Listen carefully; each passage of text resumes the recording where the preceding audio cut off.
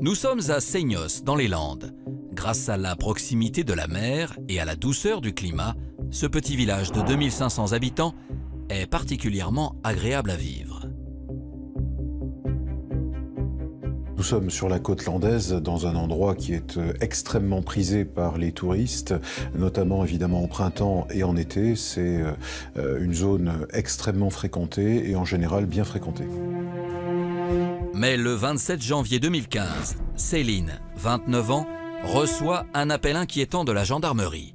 Un passant a retrouvé le chien de son compagnon, Stéphane, errant loin de son domicile.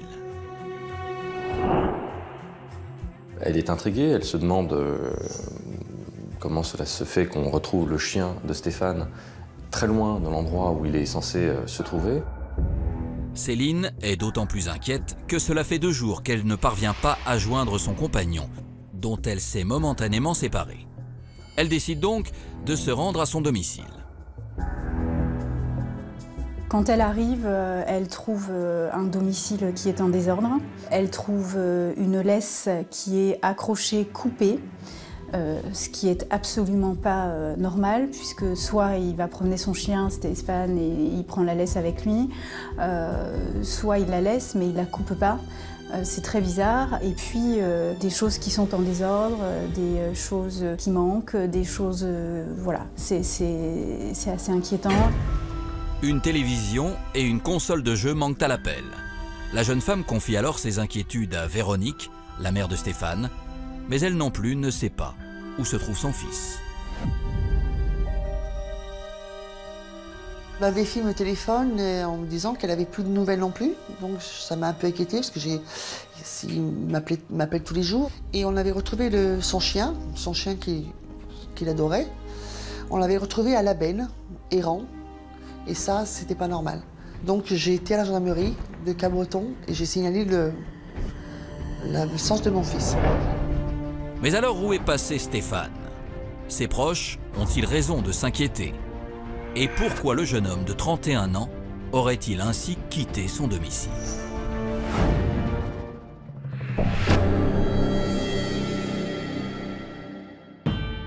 À la gendarmerie de Cap-Breton, après le signalement de la disparition de Stéphane, les enquêteurs cherchent à savoir si le jeune homme de 31 ans aurait pu partir volontairement. Ils s'intéressent donc de plus près à son profil. Stéphane, c'est une personne gentille, affectueuse, tendre, toujours à l'écoute des autres, aider aussi les autres. Avec moi, c'était très fusionnel, on était très proches, surtout après la mort de son papa. Et ça nous avait rapprochés encore plus. On s'appelait tous les jours, on se voyait presque tous les jours. C'était le soir, un petit coucou, bonne nuit maman. Originaire de Lyon, Stéphane a du mal à trouver sa voie. Épaulé par sa mère, il décide donc de tenter sa chance sur la côte landaise. C'est ici qu'en 2009, il fait la rencontre de Céline et tombe éperdument amoureux d'elle. Si bien qu'après 6 années de bonheur, le couple décide de passer à l'étape supérieure. Ils ont décidé d'avoir un enfant. Bon, j'ai mon petit-fils, que j'adore, qui est mon rayon de soleil. Et puis bon, voilà, c'était prévu plus tard qu'il se marie aussi. Il y a eu des petits moments où, dans tous les couples où ça se chamaille un petit peu. Donc il y avait une petite séparation. Pour prendre un peu de recul sur sa relation, 3 mois avant sa disparition, Stéphane s'installe dans une commune voisine, à Seignos. On me disait qu'il était bien, donc il habitait dans un petit chalet, ça allait bien, il se sentait bien. Donc voilà, c'était juste vraiment... Mais il voyait toujours Céline, son petit, il le voyait tous les jours. A priori, rien ne laissait présager que Stéphane s'en aille sans prévenir sa famille. Pour en savoir plus, les gendarmes décident alors de perquisitionner son domicile. Le logement de Stéphane, en fait, il s'agit c'est un chalet qui est dans une propriété, chalet qui est loué par la propriétaire de la maison. Un chalet qui fait à peu près 20-25 mètres carrés sur 2 étages. qui est pratiquement ouvert à tout vent. Donc quand on rentre dans le chalet, c'est très petit, très exigu, il y a des affaires un petit peu partout. Mais aucune trace de Stéphane. Et son véhicule n'est pas non plus sur les lieux. La mère de Stéphane trouve un petit peu curieux que cette voiture ne soit pas sur place. Donc un signalement est fait au niveau du véhicule et au niveau de Stéphane. Les forces de l'ordre poursuivent ensuite leurs investigations en effectuant une enquête de voisinage. Ils interrogent donc Maude Bérangère, la voisine et logeuse du jeune homme. La logeuse nous décrit Stéphane comme quelqu'un de très fragile, qui a de l'argent, mais pas trop, qui a du mal à payer son loyer. C'est quelqu'un qui vit avec son chien. Il ne fait pas de bruit, il ne travaille pas. La logeuse trouve tout à fait normal que Stéphane soit parti. Car selon elle, il était prévu que l'homme de 31 ans quitte prochainement le chalet. Mais les gendarmes sont dubitatifs, car cela ne ressemble pas au père de famille. Après 48 heures sans nouvelles de Stéphane, une information judiciaire pour disparition inquiétante est donc ouverte à la gendarmerie de Mont-de-Marsan. La gendarmerie des Landes publie un avis de disparition sur sa page Facebook. C'est une période calme dans un département très calme. Une disparition, on ne peut jamais connaître les motifs. Cela peut être un problème d'ordre privé, cela peut être quelque chose de plus inquiétant. Alors les enquêteurs parviendront-ils à retrouver Stéphane? Pourquoi le père de famille a-t-il soudainement disparu? A-t-il décidé de prendre le large? Ou la réalité est-elle tout autre?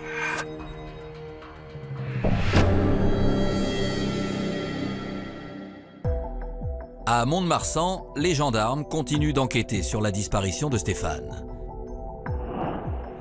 Et alors que le jeune homme de 31 ans n'a pas donné signe de vie depuis 3 jours, un nouvel élément va venir relancer l'affaire à 100 km de là. La voiture est retrouvée par des policiers de Bayonne qui, en effectuant donc une ronde sur les quartiers à l'entrée de Bayonne, découvrent le véhicule de Stéphane. La voiture ne semble pas avoir de traces d'effraction. Les forces de l'ordre la restituent alors à Céline. La fiancée de Stéphane regarde un petit peu dans le coffre du véhicule pour voir s'il n'y a pas quelque chose de particulier, un mot en disant je suis parti, je m'excuse, non, il n'y a rien de tout ça. Et elle constate la présence d'un blouson. Ce blouson qui apparemment ne fait pas partie de la garde-robe de Stéphane. La jeune femme alerte aussitôt les gendarmes qui se rendent au plus vite sur les lieux. Et en observant de plus près le blouson, ils font une découverte glaçante. Il y a des taches de sang sur ce blouson. Donc ça va évidemment les intriguer. Ils vont placer la voiture sous scellé. Le blouson immédiatement va partir au laboratoire et ce blouson va parler. Les résultats des analyses sont implacables. Le sang retrouvé sur le gilet est celui de Stéphane. Les chances de retrouver le jeune homme vivant s'amenuisent, d'autant plus que l'enquête est au point mort. La vidéosurveillance n'a pas permis d'identifier ou de repérer quelque chose de particulier. Tous les avis de recherche, que ce soit donc gendarmerie ou la famille qui a mis donc des photos sur les sites, sur les réseaux sociaux, n'ont rien donné. Les forces de l'ordre se penchent alors sur la téléphonie de Stéphane. Les enquêteurs notent que dans les jours précédant la disparition, Stéphane s'entretient par SMS très régulièrement avec sa logeuse. Elle lui envoie des messages dans lesquels elle se montre insistante de récupérer le paiement d'une dette. Les gendarmes décident de creuser cette piste et se rendent à nouveau au domicile du père de famille pour interroger la logeuse. Maude Bérangère va alors leur faire une confidence, pour le moins intrigante. Elle raconte que la veille de la disparition signalée, le chalet était clean. Or, c'est inexact puisque Céline, qui s'y est rendue le lendemain, dit « Ah ben non, moi j'ai trouvé que c'était dans un état de désordre indescriptible ». Donc comment le logement a-t-il pu subitement passer d'un état à l'autre? Il y a indéniablement une contradiction. Et chez les enquêteurs, à ce stade des opérations, toute contradiction génère nécessairement une suspicion. La jeune femme de 34 ans est désormais dans le viseur des enquêteurs. D'autant plus qu'en inspectant les lieux, ils font une découverte qui les laisse sans voix. Les gendarmes viennent faire une perquisition, et là, sur quoi tombe-t-il? Un autre locataire de Maud Bérengère s'est installé. Pourquoi donc un autre locataire occuperait-il les lieux si le titulaire du bail est censé revenir? C'est déjà en germe l'hypothèse selon laquelle le disparu ne reviendra pas. Alors qui est ce nouveau locataire? Maud Bérengère et lui sont-ils liés à la disparition du jeune homme de 31 ans? Et surtout, les gendarmes parviendront-ils à retrouver vivant Stéphane?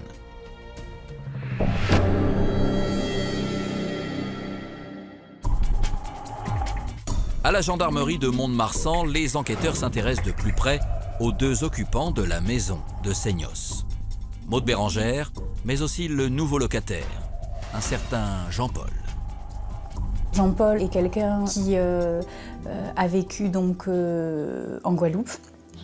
C'est quelqu'un qui est très proche de sa maman, qui a fait beaucoup de surf, hein, qui est vraiment dans le milieu du surf. C'est quelqu'un qui est décrit par ses amis et d'enfance et les gens qui le côtoient comme quelqu'un de très gentil, toujours à aider son prochain. Jean-Paul a vécu plusieurs années en couple et a une petite fille d'1 an. Il y a eu donc à un moment donné une séparation, mais il a toujours souhaité conserver des liens avec sa petite fille. Ils ont gardé de bons rapports avec la maman de sa fille. Suite à cette opération, l'homme de 33 ans s'installe à Seignos aux côtés de Maud Bérengère, qui lui loue une partie de sa maison. De son côté, la femme de 34 ans a un parcours de vie totalement différent. Son père est médecin, sa mère est également soignante.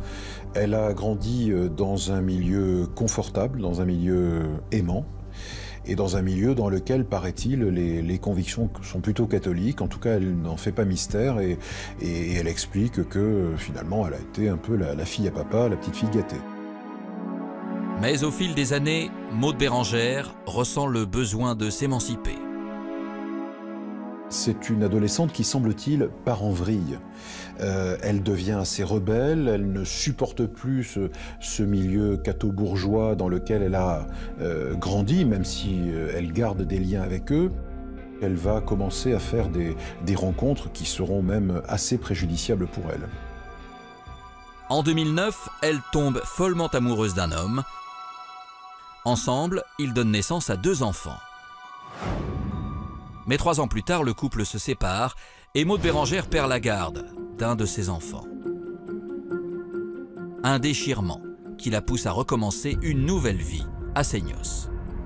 Elle va emménager là, dans une série de petits chalets qui sont la propriété de ses parents et dans lesquels finalement elle vit à l'abri du besoin puisque tout est payé, il n'y a pas de dépenses extrêmement importantes et elle va même devenir loueuse en meublé puisqu'elle va accueillir au sein de ses habitations une clientèle qui effectivement est légèrement marginale. Si les gendarmes suspectent Jean-Paul et Maud Bérengère d'être liés à la disparition de Stéphane, ils n'ont pour le moment aucune preuve. Ils concentrent alors leurs recherches autour des objets qui ont disparu du domicile du jeune homme. C'était comme une partie de poker. On ne savait pas trop où est-ce qu'on allait, mais il fallait le tenter. Il fallait tenter pour essayer de retrouver le matériel. On contacte tous les magasins de la côte, tous les magasins de revente de matériel de la côte landaise et côte basque, et dans le secteur de Bayonne. Effectivement, le patron du magasin nous dit « Oui, j'ai vendu, j'ai reçu une télévision, une console de jeu de la part de Maud Bérengère et de Jean-Paul. » Les gendarmes landais ont maintenant suffisamment d'éléments pour interpeller leurs deux suspects. Le 18 février, un mois après la disparition de Stéphane, ils sont placés en garde à vue. Jean-Paul est le premier à être entendu. La première question que nous avons posée à Jean-Paul était de savoir est-ce qu'on peut faire quelque chose pour Stéphane? Et il nous a répondu non, c'est terminé. On savait dès le départ de la garde à vue que malheureusement Stéphane avait été tué. Jean-Paul va alors leur livrer un récit glaçant de la soirée du 25 janvier. Après une soirée avec Maud Bérengère, les deux compères auraient décidé de poursuivre les festivités chez la jeune femme. Et vers 1 h du matin, Stéphane les aurait rejoints. Mais les choses auraient vite dégénéré. Il nous indique qu'assez rapidement, il va y avoir une discussion entre Maud Bérengère et Stéphane au sujet des dettes de loyer de Stéphane. Il nous indique que le ton va monter, qu'elle va commencer à le menacer, l'invectiver, et qu'à un moment, elle va demander à Jean-Paul de l'attacher sur la chaise. D'après ses dires, après s'être exécuté, Jean-Paul serait monté dans sa chambre, laissant Maud Bérengère seule avec Stéphane, ligoté dans le salon. Et il prétend que quand il est en haut, il entend un grand bruit sourd. Et que quand il descend, il assiste à une scène effroyable. Il aperçoit Maud Bérengère à genoux sur la victime, qui est toujours attachée à la chaise étant renversée au sol, Maud Bérengère en train d'étrangler la victime. Le jeune homme ne tarde pas à rendre son dernier souffle, et les deux occupants des lieux, après avoir soigneusement recouvert son cadavre d'une couverture, partent se coucher. Le lendemain matin, Maud Bérengère se lève, fait la toilette de sa fille et l'accompagne à l'école, comme si de rien n'était. Reste qu'il y a ce cadavre bien encombrant, donc l'idée va germer de s'en débarrasser. Selon Jean-Paul, toujours dans son récit, on va dans un premier temps l'enrouler dans un tapis. Voilà donc ce duo qui charge le corps à l'intérieur de la voiture, direction le lac de Souston, où là, on va immerger le corps, on va le lester pour éviter qu'il ne remonte à la surface. Jean-Paul raconte alors qu'ils ont ensuite abandonné le chien de Stéphane avant d'aller revendre ses objets personnels pour se faire un peu d'argent. Un périple macabre qui laisse sans voix les enquêteurs. Alors comment réagira Maud Bérengère face à ces accusations? La jeune femme livrera-t-elle la même version des faits que son acolyte? Et le corps de Stéphane sera-t-il retrouvé?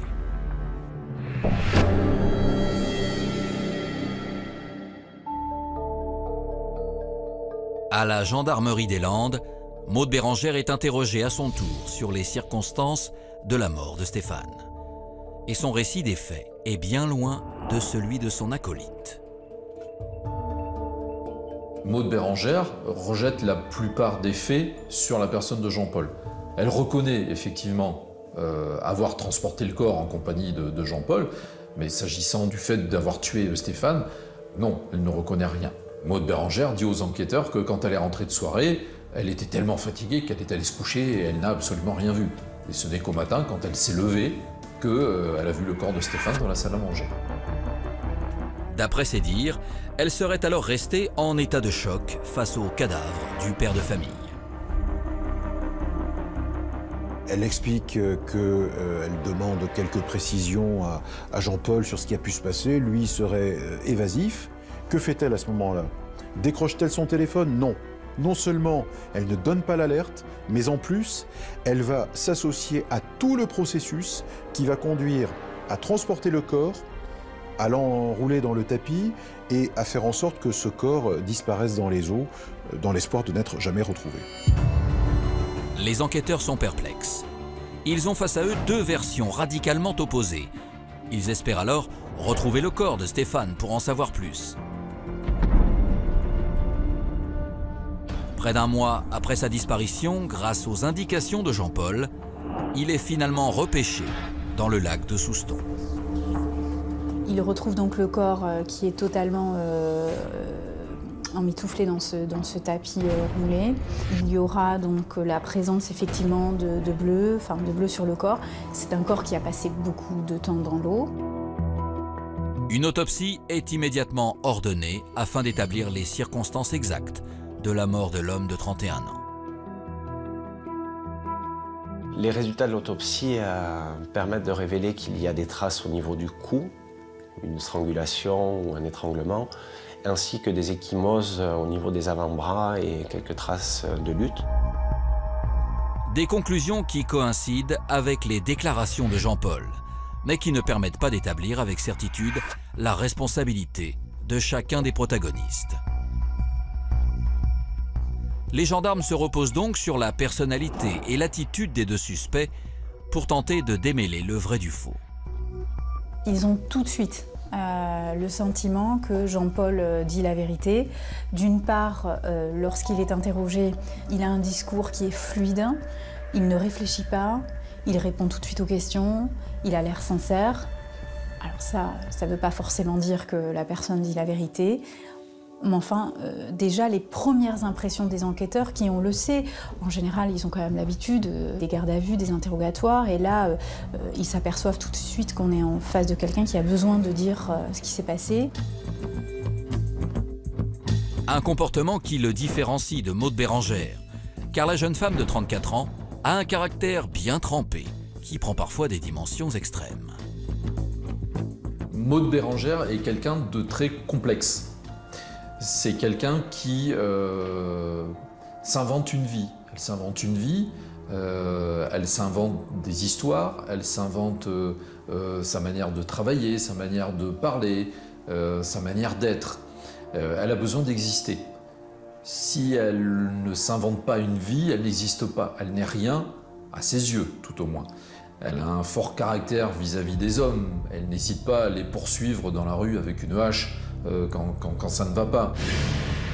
À l'issue de leur garde à vue, Jean-Paul et Maude Bérengère sont mis en examen pour enlèvement et séquestration suivi de mort et sont placés en détention provisoire. Et contre toute attente, 4 mois après leur incarcération, la codétenue de Maude Bérengère fait des révélations aux enquêteurs. Au cours de sa détention provisoire, elle a eu donc des discussions avec sa codétenue. Discussions que les enquêteurs n'ont pas vérifiées avec précision, mais les propos rapportés par la codétenue s'approchent du récit que Jean-Paul nous a fait du décès de Stéphane. Alors le procès à venir permettra-t-il de faire toute la lumière sur cette affaire?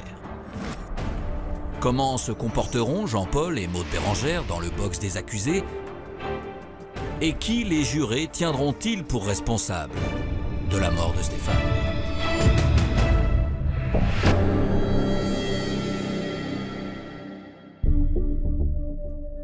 Le 19 septembre 2017, le procès de Maude Bérengère et de Jean-Paul s'ouvre devant la cour d'assises de Mont-de-Marsan. À l'ouverture des débats, la tension est palpable. L'ambiance est lourde, pesante, parce qu'on a deux versions différentes et que c'est difficile pour la famille de la victime de ne pas savoir ce qui s'est passé. Pour Véronique, la mère de Stéphane, cette audience représente une épreuve particulièrement difficile. Et le comportement de Maude Bérengère n'arrange pas les choses. De me regarder d'un air un peu, vous savez, un petit air souriant, dire que ces cheveux-là, de toute façon, je vais sortir, vous voyez, des gens comme ça. Et ce qui m'a plus fait mal, c'est quand ils ont montré les photos de mon fils qui ressortait, quand ils l'ont ressorti de l'eau et tout ça, elle a regardé ça avec de la joie. Dans le box, les deux accusés adoptent des attitudes radicalement opposées. Maude Bérengère fait du Maude Bérengère. Elle a une idée sur tout, elle conteste tout, Elle a besoin d'exister. Elle revient sur les dépositions des parties civiles, elle revient sur les constatations des enquêteurs, mais avec je dirais une sorte de virulence. C'est toujours dans l'attaque. Elle ne change pas son discours. Elle est dans son monde et elle a besoin de se donner en spectacle aussi pendant la session d'assises. À l'inverse, Jean-Paul, lui, est tête baissée. Il ne prend la parole que quand on l'interroge, et il maintient sa version. Plusieurs témoins défilent à la barre, et si la personnalité de Maude Bérengère est au centre des débats, les deux acolytes campent sur leur position et continuent de se renvoyer la balle. Au terme de 4 jours de procès, le verdict est enfin connu. Jean-Paul prendra 10 ans, il était requis 15 ans. Une peine moins importante que celle qui était requise. Et Maude Bérengère prendra 22 ans. Donc on a 10 ans et 22 ans, ce qui est des peines, je dirais, qui n'ont rien à voir. Pour les jurés, c'est donc Maude Bérengère qui a donné la mort à Stéphane. Mais pour les parties civiles, le procès a un goût amer. Elle ressort, elle recommencera. C'est une personne qui aime la mort, et qui n'a aucun regret, qui fait ça avec presque avec de la joie, on va dire. D'avoir attendu mon fils, je pense que ça a été une joie monstre pour elle. Aujourd'hui, à Seignos, personne n'a oublié Stéphane, ce jeune homme à qui la vie souriait et dont le meurtre gratuit a bouleversé la région.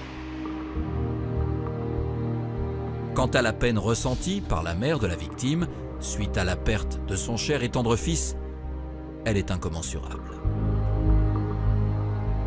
Ce qui me manque aujourd'hui, c'est de lui parler et je lui dis de prendre dans mes bras et puis fêter Noël ensemble, les anniversaires, tout ça.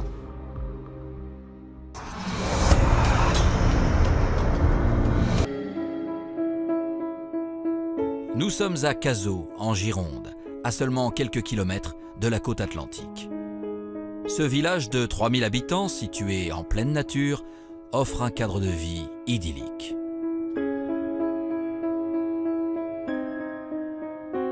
C'est à proximité du bassin d'Arcachon et d'un lac qui attire les touristes, les pêcheurs. C'est un lieu principalement touristique. L'hiver, c'est très paisible. C'est plutôt une image de carte postale qui vient à l'esprit quand on pense à Cazaux.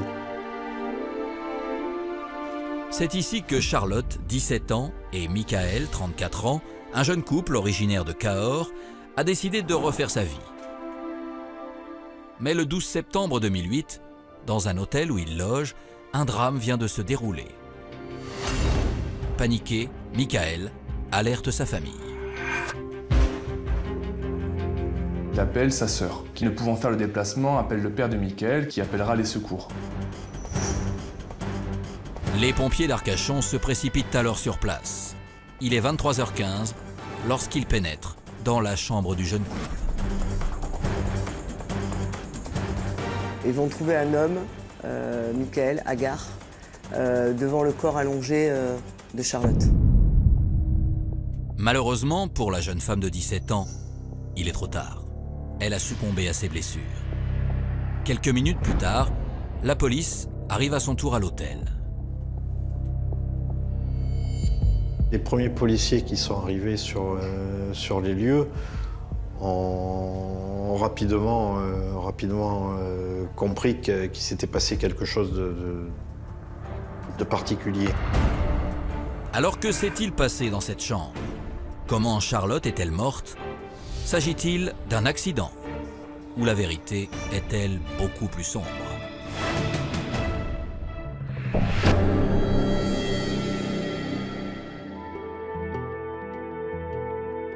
À Cazaux, après la découverte du corps sans vie de Charlotte, les enquêteurs procèdent aux premières constatations dans la chambre d'hôtel du couple. La chambre était dans un désordre assez indescriptible. Il y avait des bouteilles d'alcool, il y avait Une odeur assez terrible d'après ce qu'ils ont décrit, qui manifestement était en lien avec l'état du corps de Charlotte. Pour en savoir plus, les policiers examinent le corps de la jeune femme.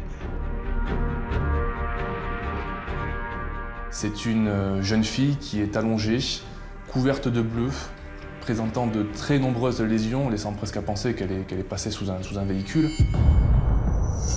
À ses côtés, un jeune homme de 34 ans lui tient la main, sanglote et tient des propos incohérents.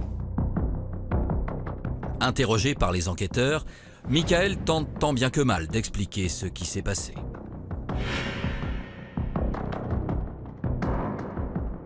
Il leur a affirmé que Charlotte avait fait un malaise alors qu'elle était en train de prendre sa douche. Ce qui leur a paru assez surprenant puisqu'ils l'ont découverte habillée et visiblement dans cette situation depuis un certain temps. Constatant la présence d'une serviette tachée de sang, les policiers questionnent encore davantage le jeune homme. Il explique que quelques semaines auparavant, Charlotte a fait une vilaine chute. Elle a trébuché dans un escalier menant à un canal et s'est à cette occasion gravement blessée à plusieurs endroits du corps, des lésions, des plaies purulentes qu'ils n'ont jamais pu soigner durant les jours qui suivent. Et depuis lors, Charlotte a vu son état de santé se dégrader de manière très forte, enchaînant les chutes, enchaînant les nouveaux hématomes, à tel point que les jours qui précédaient, elle était vraiment mal en point. Des explications qui ne convainquent pas les enquêteurs. Michael est donc emmené au commissariat d'Arcachon et placé en garde à vue. Avant de l'entendre plus longuement, les policiers se penchent sur le profil de la victime. Charlotte, c'est une jeune fille de 17 ans qui est pleine de vie, bon, qui est particulièrement fragile. Elle est fragile parce que d'abord elle a 17 ans, qu'elle habite à Cahors et qu'elle n'est jamais sortie de Cahors. Elle connaît rien d'autre en fait que le domicile familial, son père, sa mère, et l'IME où elle a été suivie parce qu'elle a une maladie, une certaine déficience, elle a besoin en fait d'être protégée. Atteinte du syndrome de Recklinghausen, une maladie qui touche le cerveau et le système nerveux, Charlotte présentait un léger retard intellectuel. Elle était donc scolarisée dans un institut médico-éducatif. Mais cette pathologie ne l'empêchait pas de vouloir vivre, comme toutes les adolescentes. Elle est très romantique et elle croit, comme toutes les jeunes filles de son âge, au grand amour. Alors que révélera l'autopsie de la jeune femme? Michael a-t-il dit toute la vérité aux enquêteurs? Et que vont découvrir les policiers en s'immisçant dans l'intimité du couple?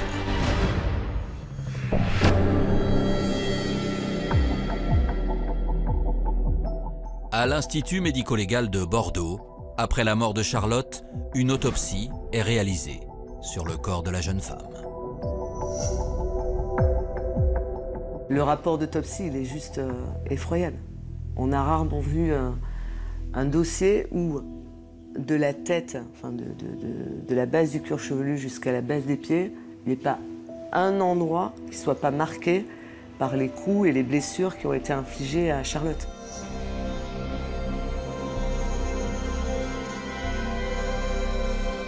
Le médecin légiste dénombre pas moins de 80 lésions sur le corps de la jeune fille de 17 ans. Mais le pire reste à venir, car Charlotte serait décédée 6 heures avant l'appel des secours, après une lente agonie.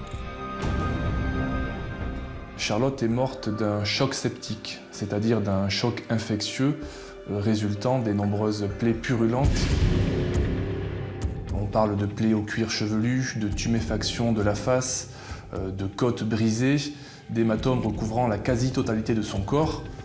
Un tableau clinique inquiétant qui ne colle pas avec la version de Michael qui lui parle d'une seule chute dans cet escalier près du canal. Le médecin légiste avait souligné aussi que certaines de ces lésions étaient déjà un peu anciennes, donc que ça n'était pas un fait récent qui remontait à 1 ou 2 jours, Et surtout, voilà, c'est ce qui est terrible, c'est ce constat qu'elle est morte d'une absence totale de soins. Stupéfaits devant de telles conclusions, les enquêteurs cherchent à savoir si le compagnon de Charlotte pourrait être l'auteur des coups qui lui ont coûté la vie. Ils s'intéressent donc de plus près à son histoire. Michael est un jeune homme issu d'une famille composée de 2 enfants. Il a une grande sœur. Il a longtemps été choyé par ses parents. Et c'est un enfant qui va véritablement souffrir de la rupture de ses parents, qui va présenter par la suite des angoisses d'abandon qui vont quelque peu façonner sa personnalité. C'est un garçon que beaucoup décrivent comme immature et présentant une certaine instabilité, tant personnelle que professionnelle. En effet, l'homme de 34 ans a 3 enfants qu'il n'a quasiment jamais vus et ne cesse d'enchaîner les petits boulots. Il n'a jamais en fait gardé un travail. C'était quelqu'un qui commençait quelque chose et puis ça allait pas, et puis il s'entendait pas avec les personnes, donc il changeait. Il changeait parce qu'il était instable, parce que c'était difficile pour lui, parce qu'il n'acceptait pas l'autorité, parce qu'il y avait des conflits, et comme il était tout le temps dans l'évitement des conflits, eh bien voilà, il préférait partir plutôt que d'affronter le conflit. Multipliant les lieux de vie, Michael s'installe à Cahors en 2005. C'est alors qu'il fait la rencontre, 2 ans plus tard, de Charlotte, de 17 ans sa cadette. Michael rencontre Charlotte dans une boîte de nuit à Cahors. Et de suite, le courant va très vite passer entre cet homme qui a à l'époque 34 ans et cette jeune fille qui a moitié son âge puisqu'elle n'a que 17 ans lorsqu'ils se rencontrent. Michael, au départ en tout cas, présentait ce côté rassurant. Il était doux, avenant, c'était quelqu'un avec qui les relations étaient très faciles. Mais rapidement, des bruits courent sur la jeune femme, ce qui va fortement déplaire à son compagnon. Sur Cahors, Charlotte a pu avoir une réputation de fille facile. On a pu dire de Charlotte qu'elle avait eu des aventures avec différents hommes. Et tout cela est insupportable pour Michael. Michael doit, en tout cas dans son esprit, être le seul, et il supporte très mal le passé de Charlotte et le fait qu'elle ait pu avoir avant lui d'autres hommes. C'est également une des raisons pour lesquelles le couple va quitter Cahors, parce que cette rumeur assourdissante pour Michael lui était insupportable. Pour que les parents de Charlotte acceptent de le laisser quitter la région avec leur fille de 17 ans, Michael se montre très convaincant. On va essayer de trouver un travail, on va essayer de construire quelque chose. Et en plus, Michael va faire croire aux parents de Charlotte que Charlotte est menacée à Cahors, qu'elle serait menacée par de mauvaises fréquentations. 2 mois avant le drame, le jeune couple fait donc ses valises pour la région bordelaise. Mais alors que se passe-t-il ensuite? Comment les choses vont-elles dégénérer? Confronté au rapport d'autopsie, comment s'expliquera Michael?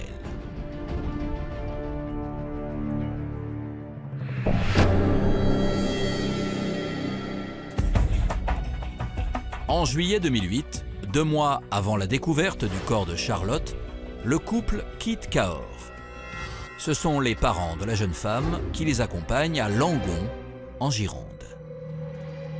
Ils vont être accueillis et hébergés chez une amie de Michael, amie assez particulière puisque c'est la mère de ses 2 enfants, sa première compagne. Mais le séjour ne va pas se dérouler comme prévu, car leur hôte, excédé par le comportement de Michael, ne va pas tarder à les mettre à la porte. C'est tellement infernal qu'il faut que vous partiez. Elle entend des cris, des hurlements la nuit et elle ne peut pas supporter en fait de voir Charlotte victime de violence, et elle décrit Michael comme buvant plus que de raison. Le couple se rend alors à Cazaux. Et dans la station balnéaire, les riverains remarquent le comportement étrange des 2 amants. Un comportement très particulier de la part de Charlotte qui dissimulait son visage avec ses cheveux, qui était toujours en retrait, sans pouvoir identifier quelle était la cause de tout ça, bien sûr. À l'hôtel où ils résident, Charlotte et Michael ne tardent pas non plus à attirer l'attention. Très vite, les voisins de leur chambre vont se plaindre auprès du directeur de l'hôtel de bruits suspects qu'ils entendront. Ils entendront des disputes, ils entendront des cris, des coups dans les murs, et parfois même une jeune fille pleurant jusqu'au bout de la nuit. Mais malheureusement, personne ne prévient les forces de l'ordre. Le temps passe, Charlotte et Michael n'ont toujours pas trouvé de travail. Et ils ne parviennent donc plus à payer l'hôtel. Le couple a eu besoin d'argent, a plusieurs fois sollicité les parents de Charlotte. Et de fil en aiguille, ils se sont quand même posé beaucoup de questions. Et à un moment donné, ils ont décidé de récupérer Charlotte. Ils ont essayé de la joindre, et sans y parvenir. Et pour cause, c'est que c'était le moment c'était le moment du drame. Au commissariat d'Arcachon, fort de ces nouveaux éléments, les enquêteurs réinterrogent Michael. Mais le jeune homme de 34 ans ne semble pas dans son état normal. Le début de la garde à vue avait été un peu compliqué pour les enquêteurs qui ont réalisé qu'en fait Michael était sous l'emprise de l'alcool. Et je pense qu'il avait dû consommer pas mal d'alcool avant d'être interpellé. Lorsque les policiers lui font remarquer que ses mains sont toutes boursouflées, Michael finit par craquer et avoue s'être montré violent envers sa jeune compagne. Il explique ses gestes de violence par le fait qu'il était obsédé par l'idée qu'elle puisse avoir gardé contact, ce qui est totalement impossible avec ses anciennes fréquentations, et surtout obsédé par le passé amoureux éventuel de Charlotte. À l'issue de sa garde à vue, Michael est mis en examen pour coups et blessures ayant entraîné la mort sans intention de la donner. Il est placé en détention provisoire. Alors Michael a-t-il agi de manière impulsive? Ou le jeune homme est-il foncièrement violent? En fouillant dans son passé, les enquêteurs vont vite s'apercevoir qu'il n'en est pas à son coup d'essai.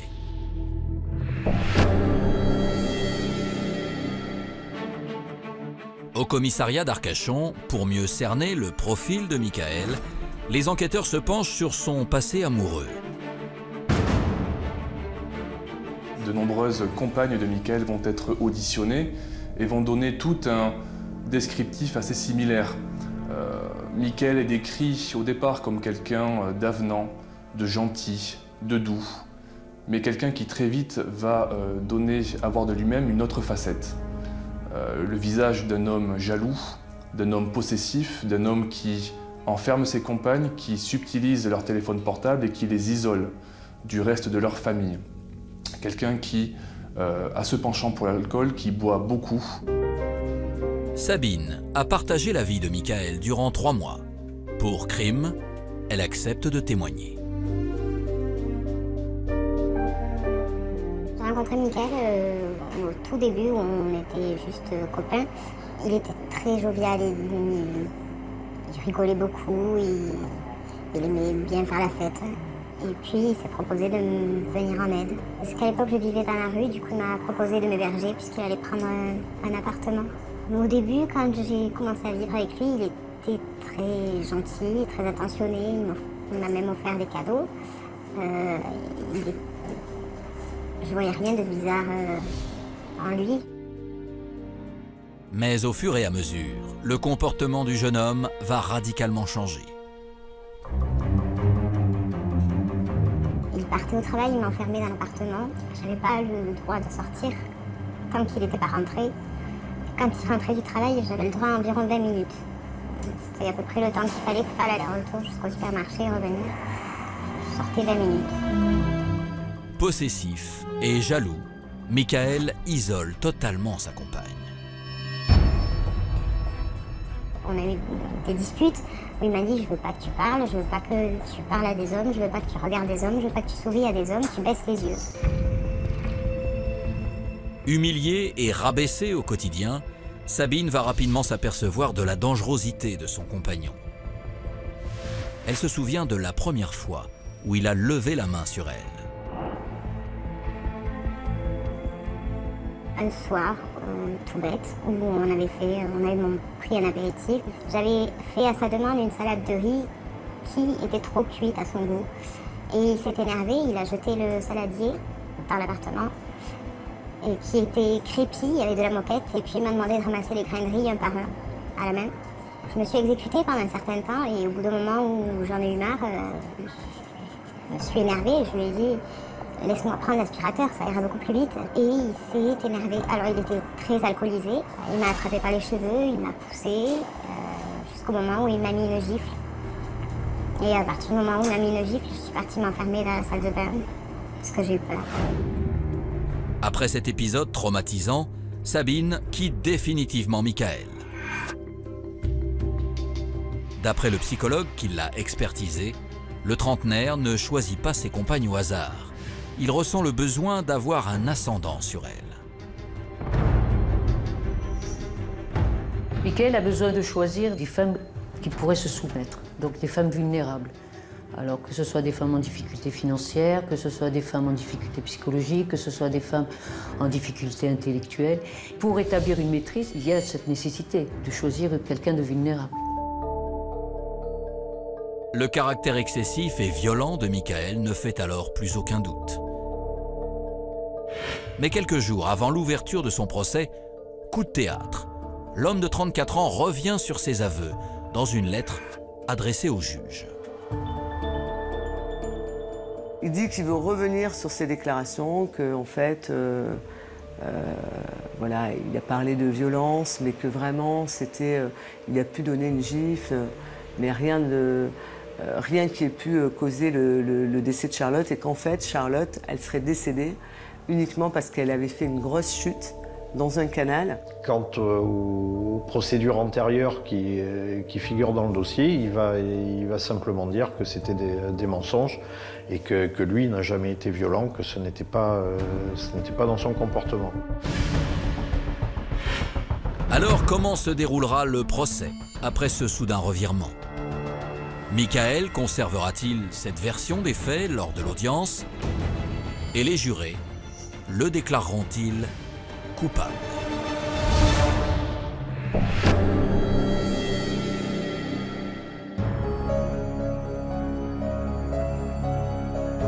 À la cour d'assises de Bordeaux, le 28 mars 2011, 3 ans après la mort de Charlotte, le procès de Michael s'ouvre. L'ambiance est électrique et sur le banc des parties civiles, les parents de la jeune victime font face. Les deux mots pour décrire la famille de Charlotte et les sentiments de la famille de Charlotte, c'est la colère et la souffrance. Dans le box des accusés, Michael est impassible. Tout l'enjeu du procès est alors de définir l'origine des nombreuses plaies trouvées sur le corps de la jeune femme. Toute la difficulté était donc de savoir qui était l'auteur de ces coups. En tout cas, est-ce que ces plaies provenaient de coups ou ces plaies provenaient-elles d'une chute, comme l'a expliqué Michael devant le juge d'instruction. À la barre, les témoignages se suivent et se ressemblent. Ces témoins vont tous être à charge, puisque vont dépeindre le même homme. Un homme violent, un homme alcoolique, un homme qui pourrait être le bourreau qui aurait donné la mort à Charlotte. Michael se défendra à chacune de ses accusations, à chacune de ses anciennes compagnes l'accusant de violence, il opposera le mensonge.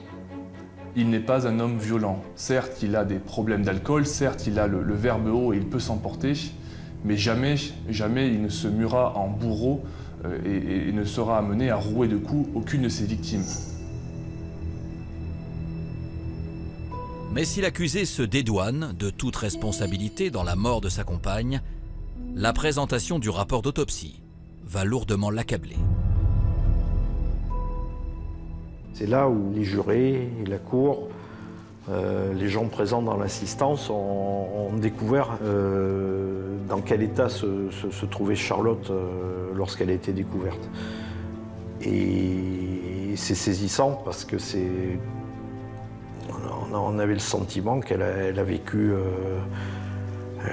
un terrible calvaire pendant plusieurs semaines. D'ailleurs, l'avocate de la défense avait demandé aux parents de Charlotte de sortir de la salle à ce moment-là pour ne pas qu'ils entendent ce rapport extrêmement précis, comme toujours. Après 4 jours d'une audience sous haute tension, le verdict tombe.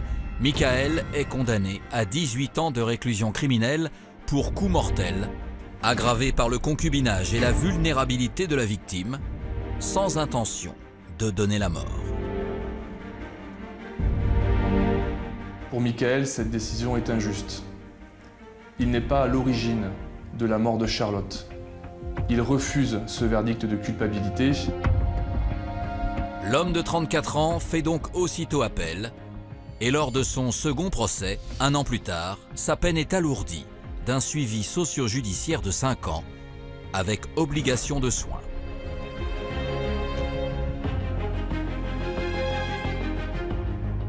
La cour d'assises, effectivement, d'appel a assorti la condamnation de réclusion criminelle de 18 ans d'une peine complémentaire, c'est-à-dire un suivi socio-judiciaire pour une durée de 5 ans. Ce qui fait qu'en fait, ça oblige l'accusé à justifier, à rendre des comptes à la justice pendant une durée de 5 ans, mais dans un régime qui est très strict. Aujourd'hui, à Cahors, les parents de Charlotte peinent à faire le deuil de leur unique enfant. Quant aux ex-compagnes de Michael, elles ont pris conscience d'avoir échappé au pire et tentent de se relever. Pour la famille de Charlotte, surtout que ça doit être difficile. Ses ex-compagnes, je pense qu'il y en a plusieurs qui ont traversé des sales choses aussi avec lui. Et j'espère qu'elles auront eu la force comme moi de s'en servir voilà, comme quelque chose qui élève, quoi.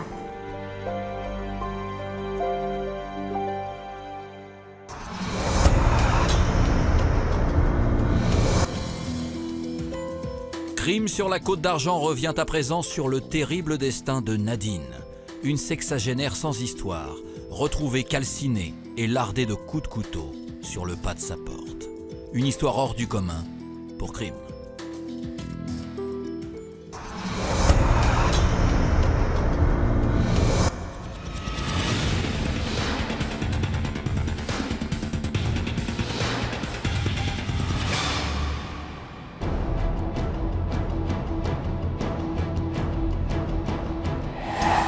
Dans l'affaire qui va suivre, vous allez découvrir le terrible destin de Nadine, une femme de 63 ans sauvagement attaquée à son domicile et dont la mort extrêmement violente va laisser toute une région dans l'incompréhension la plus totale.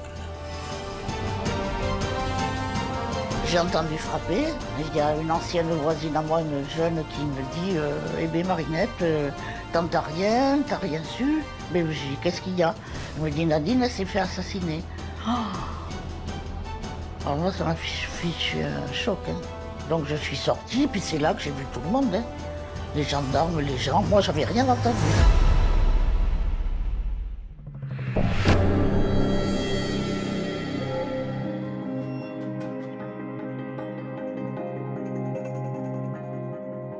Nous sommes à l'Espard, sur la presqu'île du Médoc, à une 60aine de kilomètres au nord de Bordeaux.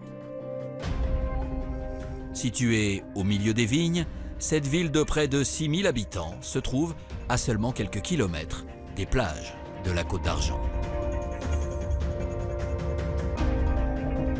L'Espard est une commune rurale, avec quand même des activités. Il y a un chômage qui est important, qui est près de 25%. C'est une région relativement paisible, où la délinquance est plutôt rare et où les gens vivent en toute quiétude. Mais le dimanche 13 novembre 2011, la tranquillité de cette petite ville va soudainement être rompue. Les gendarmes sont appelés le matin, vers 10h30, pour un incendie du cinéma Le Molière. Ils se rendent alors immédiatement sur place pour constater les dégâts. Une vitre a été brisée et pour les enquêteurs, il n'y a pas de doute. Un incendie d'origine criminelle a été déclenché durant la nuit. Mais fort heureusement, le feu s'est éteint de lui-même. Il semblerait que le cinéma ait d'abord fait l'objet d'un cambriolage avant que l'auteur ou les auteurs y mettent le feu.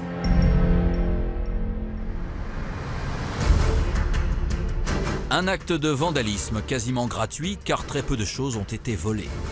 La journée démarre mal pour les gendarmes de l'Espar, mais ils ne sont pas au bout de leur peine. Dans le même temps, 2 jeunes garçons vont se présenter à la gendarmerie de l'Espar-Médoc. Ils ont découvert le corps sans vie d'une femme gisant dans son sang.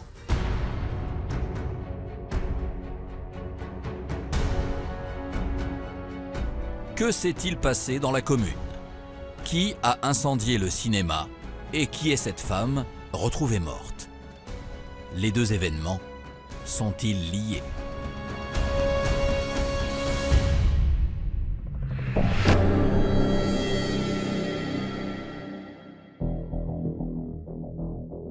À l'Espar, suite aux déclarations des 2 témoins qui disent avoir découvert le cadavre d'une femme à son domicile, les gendarmes se rendent sur les lieux pour vérifier leurs dires.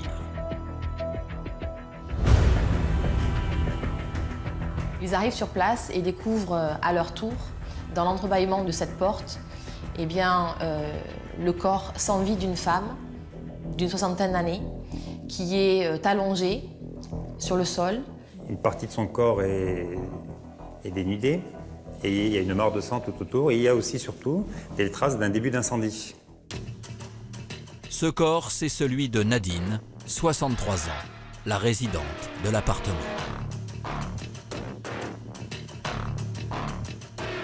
Larbi Ben Ali, médecin légiste, examine alors la victime et la sexagénaire semble avoir subi un véritable acharnement.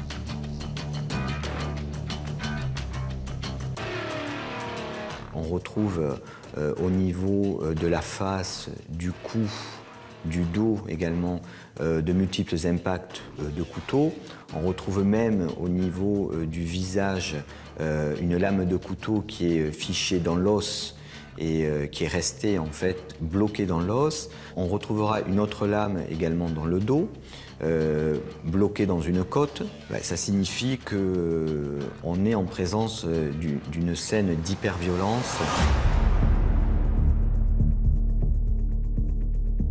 Pire encore, plusieurs indices laissent penser qu'elle aurait pu être victime de violences sexuelles. Nadine est donc partiellement dévêtue. Elle a notamment le chemisier qui a été relevé. Elle a le soutien-gorge qui est dégrafé. Elle a le pantalon et le sous-vêtement qui est baissé. Mais ce n'est pas tout. L'examen médico-légal laisse entrevoir des lésions superficielles au niveau anal. Et d'un côté, les lésions superficielles et d'un autre côté, la position de cette dame leur permet de retenir l'hypothèse d'un viol. À l'annonce du décès de Nadine, le voisinage est sous le choc. Marinette habite à quelques mètres à peine des lieux du drame. J'ai entendu frapper. Il y a une ancienne voisine à moi, une jeune, qui me dit eh bien Marinette, t'as rien su? Mais j'ai dit qu'est-ce qu'il y a? Elle me dit Nadine, elle s'est fait assassiner. Oh. Alors moi, ça m'a fichu un choc. Hein. Donc je suis sortie, puis c'est là que j'ai vu tout le monde. Hein. Les gendarmes, les gens, moi j'avais rien entendu. L'incompréhension est d'autant plus grande que Nadine ne semblait déranger personne. Nadine est une femme qui aimait bien s'habiller, toujours coquette, pimpante, très agréable, tranquille. Elle tricotait énormément. tricoté des nappes, des rideaux, beaucoup de tricot. Et sa maison était très propre, impeccable. Originaire de Carcan, la sexagénaire s'était installée à l'Espard depuis 15 ans. Elle a été mariée, elle a eu 4 enfants, et après on lui a enlevé ses enfants, elle est venue habiter ici. Occupant son temps avec des loisirs simples, la femme de 63 ans vivait isolée. Elle parlait pas beaucoup, hein, du tout. Hein. Elle était un peu renfermée. Hein. Et oui, parce qu'elle avait des problèmes psychologiques quand même. Hein. En effet, Nadine souffrait de psychose schizophrénique et avait été placée sous tutelle. À l'exception d'un infirmier psychiatrique et de sa voisine Marinette, personne ne lui rendait visite. Elle voulait voir personne, hein. Elle voulait voir personne. Dès que quelqu'un frappait chez elle, elle ne répondait pas. Il semble donc très peu probable qu'elle ait laissé entrer un étranger chez elle. Alors Nadine connaissait-elle son agresseur? Ou s'est-il introduit dans son domicile contre son gré? Pourquoi s'est-il ainsi acharné sur une femme de cet âge, sans défense?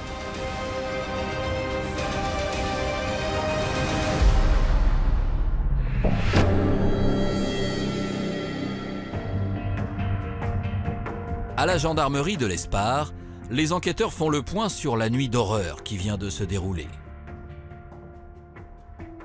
Et pour eux, le fait que 2 événements aussi inhabituels aient eu lieu en si peu de temps ne peut être le fruit du hasard.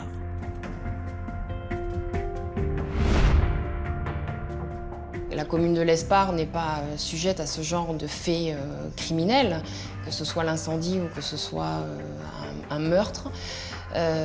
Évidemment, ça interpelle effectivement tout de suite les gendarmes. D'autant plus que dans les 2 cas, le feu a été déclenché pour tenter de camoufler un crime ou un délit. Il est très frappant pour les gendarmes d'avoir affaire dans la même nuit à 2 incendies sur 2 lieux différents mais proches pour autant. Les gendarmes, bien entendu, s'interrogent quant à savoir s'il n'y a pas un seul et même auteur de ces 2 actes. Et les 2 jeunes qui ont découvert le corps de Nadine ne vont pas tarder à les mettre sur la piste d'un suspect. Dans la nuit, alors qu'ils étaient en discothèque à Montalivet, ils ont reçu plusieurs appels téléphoniques d'un ami, se prénommant Kevin, qu'ils avaient laissé en fin de soirée, leur disant qu'il venait de tuer sa voisine.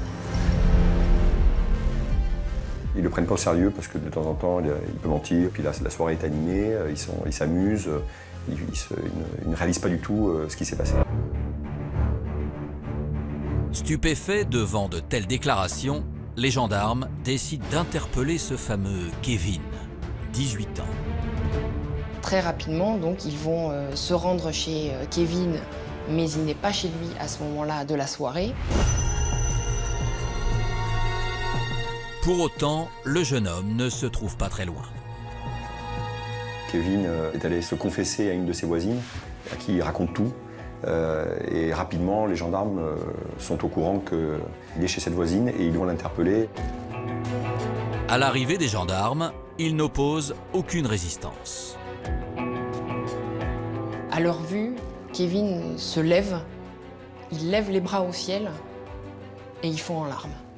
Comme s'il attendait en fait son arrestation, il ne s'oppose pas du tout à son interpellation et il va littéralement fondre en larmes. Alors qui est vraiment ce jeune homme?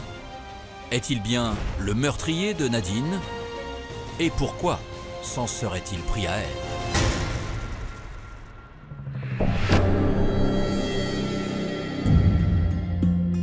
À la gendarmerie de l'Espard, suite à l'arrestation de Kevin, les enquêteurs se penchent sur le profil de ce jeune homme, a priori ordinaire.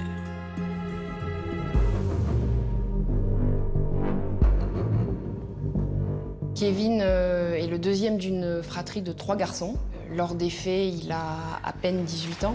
Ses parents sont divorcés. Il vit à l'Espar avec sa maman et ses 2 frères.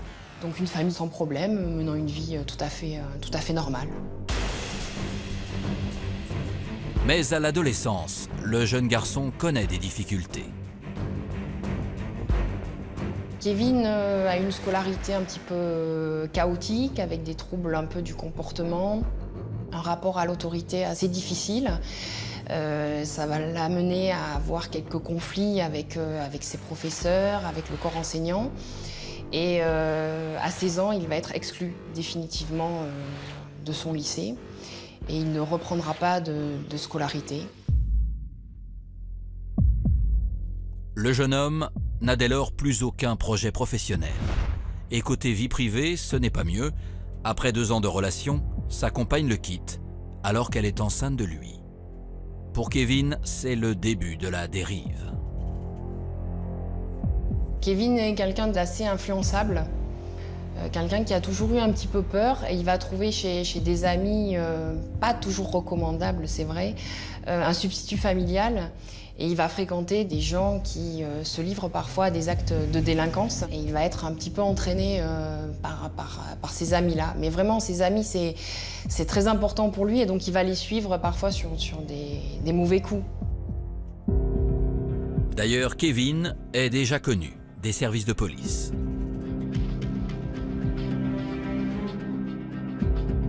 Il a été interpellé à plusieurs reprises.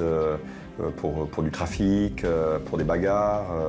Donc il n'a pas encore commis de faits graves, mais il commence à avoir le parcours d'un petit délinquant de quartier. En effet, à peine majeur, Kevin a déjà un casier judiciaire bien chargé. Il a notamment été condamné pour vol, pour violence et pour avoir menacé de mort et frappé un gendarme. Alors que les enquêteurs comprennent qu'ils sont face à un jeune homme plus dangereux qu'il n'y paraît, les résultats de l'autopsie pratiquée sur le corps de Nadine arrivent sur leur bureau. Et ils sont édifiants. On a une vingtaine de coups de couteau sur des zones vitales, le visage, le cou, le thorax. Donc 2-3 coups déjà auraient pu suffire à générer la mort.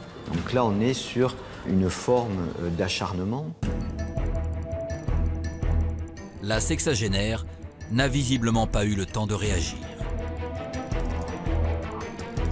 On a très peu de traces de défense et de lutte.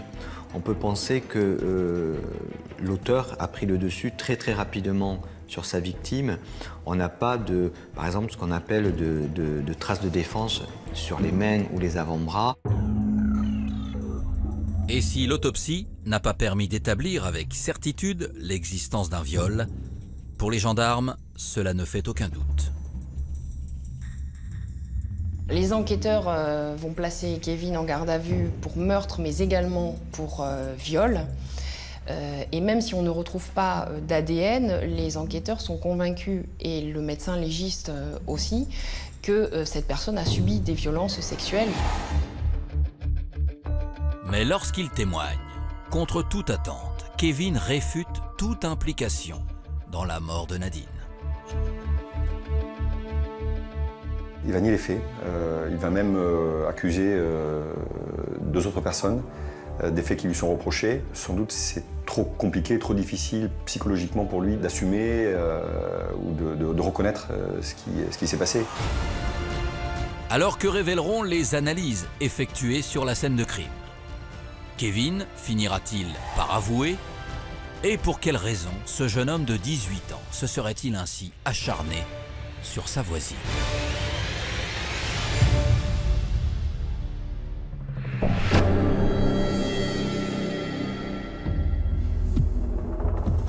À la gendarmerie de l'Espar, 4 jours après les faits, les enquêteurs reçoivent les résultats des prélèvements effectués sur la scène de crime.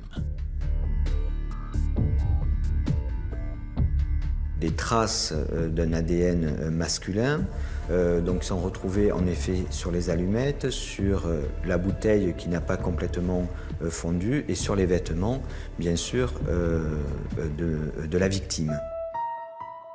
Après vérification, cet ADN est bien celui de Kevin. Pourtant, il n'avait aucun lien apparent avec Nadine et n'avait donc aucune raison de se trouver à son domicile.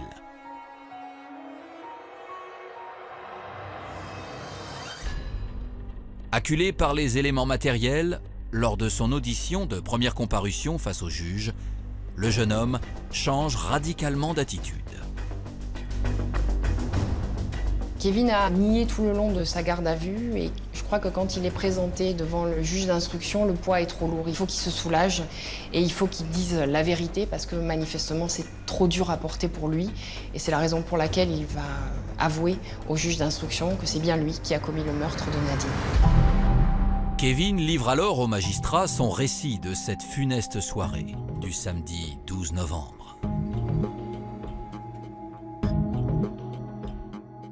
Ils sont plusieurs jeunes, ils veulent aller en boîte. Lui, il ne peut pas les suivre.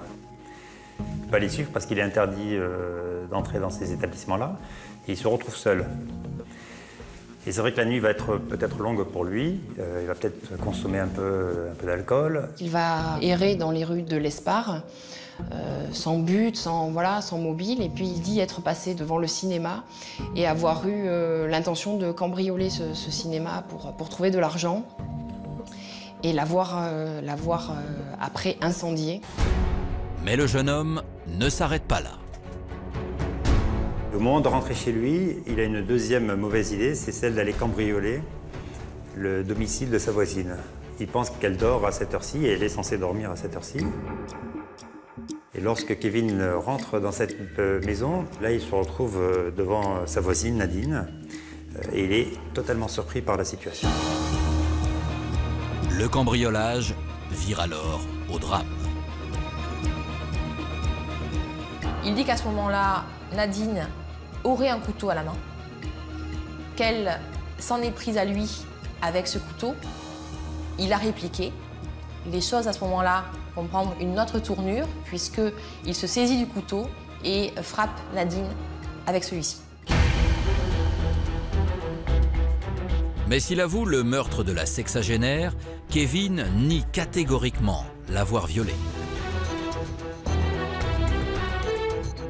Et quand le juge d'instruction lui demande comment il explique effectivement qu'une partie du corps de la victime soit dénudée, il va apporter une explication, à savoir que ces empreintes étant susceptibles de se trouver sur les vêtements de la victime, il va vouloir la dénuder pour mettre le feu à ses vêtements. Mais devant, explique-t-il, le dégoût que lui inspire le corps de cette dame qui n'est plus toute jeune, il va renoncer à lui enlever ses vêtements. Des explications qui ne convainquent pas le juge d'instruction. Kevin est donc mis en examen pour homicide volontaire et viol.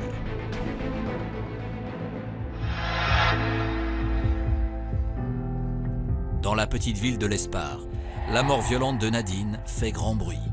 Tous se demandent comment un si jeune homme a pu commettre un meurtre aussi barbare et a priori gratuit. C'est difficile de savoir ce qui se passe dans la tête de ce garçon de 18 ans au moment de cette soirée, mais sûrement le fait de ne pas pouvoir partir avec ses amis, ça le frustre. Sûrement l'alcool, les stupéfiants font que ça le fait délirer un petit peu. Et effectivement, peut-être cette frustration remonte. Il a besoin de se venger. Pour tenter de comprendre les raisons du passage à l'acte de Kevin, une expertise psychiatrique est diligentée. Il semblerait que le fait de se retrouver seul, conjugué à sa récente rupture, ait fait perdre pied au jeune homme. Kevin était intolérant à la frustration et c'est vrai que là on a un cocktail détonnant. C'est-à-dire qu'il ne peut pas aller en boîte de nuit avec ses amis parce qu'il est interdit. Il reste donc tout seul alors que ses amis font la fête sans lui. Sa petite amie vient de rompre avec lui alors qu'il va être papa dans plusieurs mois. Les experts ont conclu effectivement que Kevin se déchargeait à ce moment-là de toutes les frustrations, de toutes les angoisses et que malheureusement Nadine a fait les frais de toute cette impuissance face aux événements.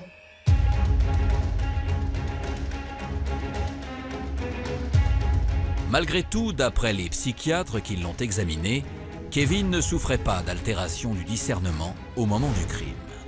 Il est donc déclaré responsable de ses actes et sera jugé devant une cour d'assises. Alors comment se déroulera son procès? Permettra-t-il de faire toute la lumière sur cette affaire? Et à quelle peine les jurés décideront-ils de condamner Kevin?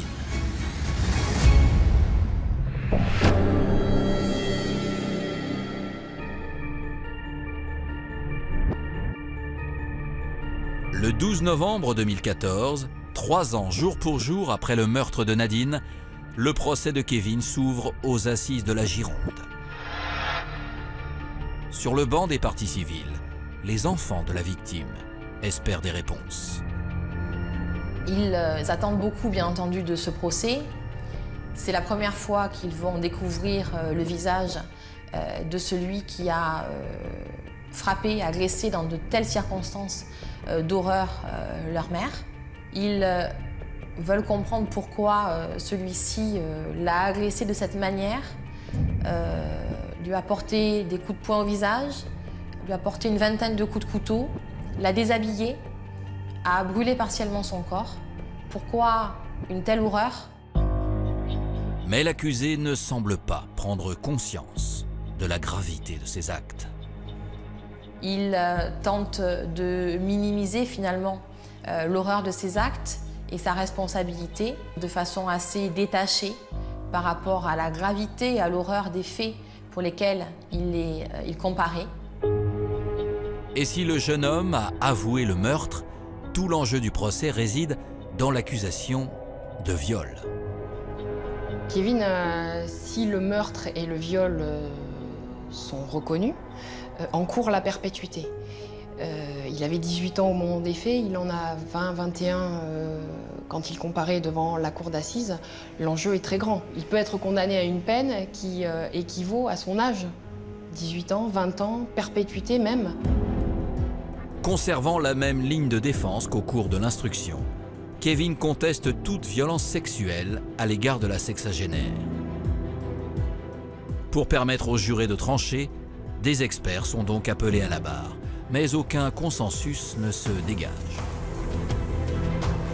Les investigations donc, initiales, que ce soit la levée de corps ou l'autopsie, n'ont pas pu, de façon formelle et certaine,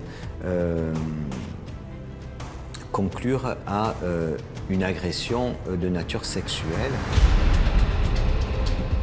L'accusation de viol n'est donc finalement pas retenue.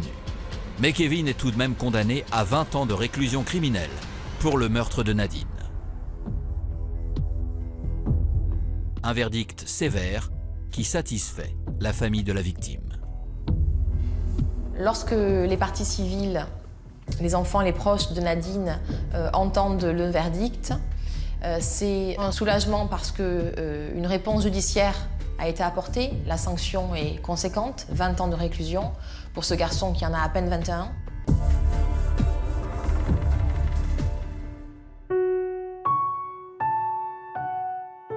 Aujourd'hui, à l'Espar, les enfants de Nadine restent hantés par son souvenir. Ils ne parviennent pas à oublier le destin tragique de leur mère, tuée sauvagement de multiples coups de couteau. La famille de Nadine reste extrêmement meurtrie par ce drame. Les circonstances dans lesquelles leur mère a perdu la vie sont très douloureuses. Ils s'efforcent de s'attacher aux moments heureux qu'ils ont partagés avec leur mère, mais ces moments heureux, malheureusement, laissent très vite la place à l'horreur de la découverte du corps.